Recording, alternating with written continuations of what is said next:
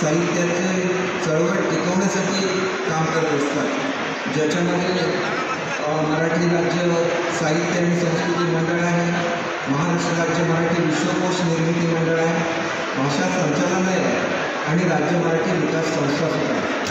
मला आपल्या सगळ्यांना सांगायला आनंद होतो की मराठीचं धोरण हे आम्ही यावर्षी जाहीर करणार आहोत आणि याच्या संदर्भातला अहवाल शासनाला प्राप्त झालेला आहे.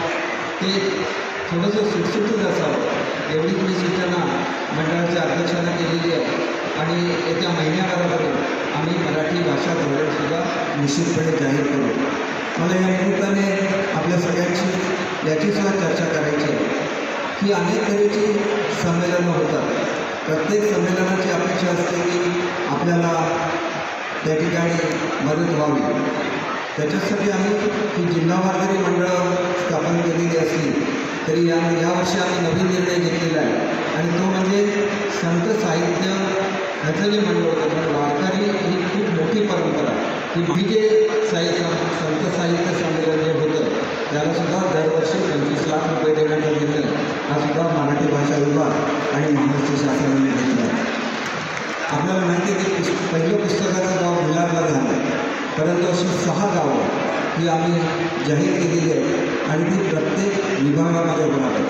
कविवर्य मंगेश तेंडुलकरांचं गाव हे अतिशय सुंदर असं गाव आहे, उभा जाणला. तिथं आम्ही कवितांचं गाव करतो. ज्या ठिकाणी पुस्तकाचं गाव असतं तिथं साहित्यामधला प्रत्येक जो विभाग आहे, मग तो मुलांच्या संदर्भातला असेल, मग तो ललित साहित्याच्या संदर्भात असेल, वेगवेगळ्या साहित्याचे जे प्रकार असतील याची वेगवेगळी छोटी पुस्तकं ठेवण्याची व्यवस्था केलेली असते.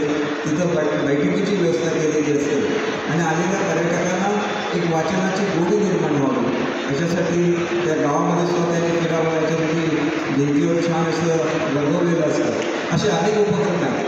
परंतु तुम्हाला ज्याचा आनंद होईल ते तुम्हाला सांगायचं आहे की प्रत्येक मराठी भाषिकाला, प्रत्येक मराठी साहित्यिकाला अभिमान वाटेल असं मराठी भाषा भवन हे आम्ही मुंबईमध्ये उभारतो आहे आणि मरीन ड्राईव्हवर 250 कोटी रुपये खर्च करून अतिशय भव्य अशी इमारत लवकरच त्या ठिकाणी उभी राहील.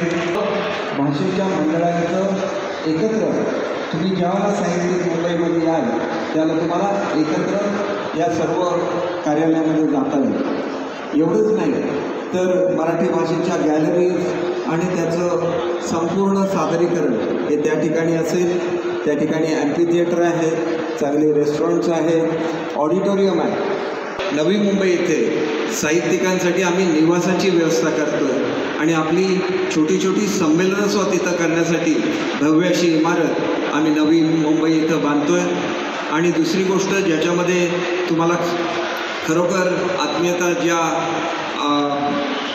मराठी विश्वकोशाबद्दल आहे, ज्याची निर्मिती तर्कतीर्थ लक्ष्मणशास्त्री जोशींनी केली, त्या वाई गावामध्ये सुद्धा आम्ही त्याचं भव्य अशी इमारत बांधतो. आजपर्यंत विश्वकोश ज्याला 3 कोटी लोक भेट देत असतात ते भाड्याच्या जागेमध्ये होतं, ती सुद्धा अडचण दूर होते. आणि विशेषतः मुलांमध्ये साहित्याची आवड निर्माण व्हावी म्हणून मराठी युवक मंडळ ही स्थापन करण्याचा निर्णय हा शासनाने घेतलेला आहे. आणि ज्या ज्या ठिकाणी मराठी युवक मंडळं स्थापन होतील त्या ठिकाणी त्यांना 10,000 रुपयाचं अनुदान हे दरवर्षी दिलं जाईल. आज मुलंसुद्धा एकमेकाशी बोलताना हिंदी किंवा इंग्रजीमध्ये बोलतात. मराठीमध्ये बोलायची सवयसुद्धा त्यांना लागली पाहिजे आणि तरच मराठी भाषा टिकून राहील. आणि म्हणून अनेक गोष्टी करत असताना आपल्या सर्वांचा सहभाग त्याच्यामध्ये फार महत्त्वाचा असतो. ज्यावेळेला साहित्य संमेलन होतं अनेक परिसंवाद होतात आणि याच्यातून आपली उत्कृष्ट अशी मराठी भाषा अधिक प्रगल्भ होत असते. आणि म्हणून साहित्य संमेलनाच्या निमित्ताने आलेल्या सर्व साहित्यिकांचं मी या ठिकाणी मनापासून स्वागत करतो. आपल्या ज्या ज्या अपेक्षा मराठी भाषा विभागाकडून असतील आम्हाला अवश्य या संदर्भात आमच्या विभागाशी संपर्क साधा. जे काही आम्हाला मराठी भाषेच्या विकासासाठी करता येईल निश्चितपणे केलं जाईल.